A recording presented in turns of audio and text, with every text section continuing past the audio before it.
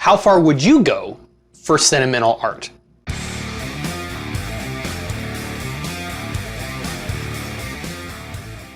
The fourth episode of Season 3 of Star Wars Rebels, Hera's Heroes, has the crew of the Ghost going back to Ryloth to smuggle supplies for Hera's father. Once on planet, Hera learns of her father's struggles, and that he had to flee their family home after being attacked by the Empire. While fleeing, he wasn't able to grab a meaningful piece of art, which has great value to Hera, and she wants to mount a rescue attempt for it.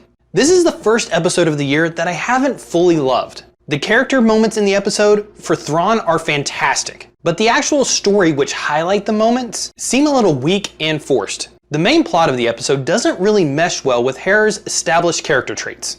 They make the case for the piece of art being important to Ryloth culture, and it has sentimental value for Hera. But for her to risk herself and the crew of the Ghost doesn't really fit. Hera is the consummate rebel, or has been portrayed as this up until this point. She only takes action when it benefits the rebellion overall. I just don't see her risking so much for something that doesn't have value for the rebellion. I understand why they went with this storyline. It highlighted the fact that Thrawn studies the culture he wants to conquer. He knew about the artwork and was able to deduce who Hera was because she was there to retrieve it. The confrontation between Thrawn and Hera was really well done. Thrawn was still perfect, and I loved every moment he was in the episode. The fact he was waiting for a response after taking Syndulla's home shows his cunning. I also want to praise the voice actor, Lars Mikkelsen. He has captured the character perfectly from what I imagined from the Legends books. Seeing Thrawn puzzle out who Hera was, and wanting to wait for a response, shows what a master tactician he is.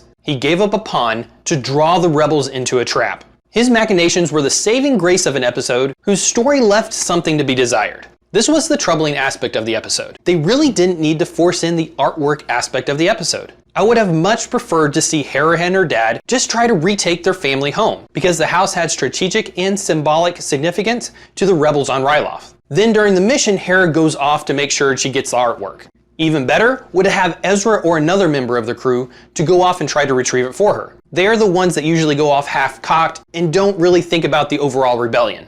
This of course would have hurt the character moments with Thrawn, because having him know about the piece of artwork highlights his cunning and how studious he is. I think they could have probably found another way to highlight this character trait than this narrative though. The other big issue I had with the episode is the lack of overall timing. We are just suddenly dropped into the story with the rebels showing up on Ryloth to help. We don't know when this falls within the overall story narrative. This might be outside the main story arc, but it would have been nice to know how long this takes place after the Antilles extraction. The other timing and overall story narrative issue was with Chopper. He somehow magically shows up outside the Syndulla house and wasn't with Hera and Ezra as the other part of the crew made the big diversion. Chopper was then the main crux of the entire plot of the episode. He got and planted explosives that destroyed the home, simply because he stayed behind to look at his crashed Y-Wing. This was a little bit of lazy storytelling, but I'll give it a little bit of pass since they have to come up with so much stuff for 22 episodes. Even if I didn't like the main story thread, the interactions between Hera and Thrawn were enough to make this episode good. The small taste we have gotten of Thrawn in the first 4 episodes excites me for the rest of the season. Thrawn has an overall plan and plays the game as a chess match instead of seeing each individual fight as a must-win engagement. Seeing his overall plan unfold throughout the course of the season is what I've been anticipating most since he was announced.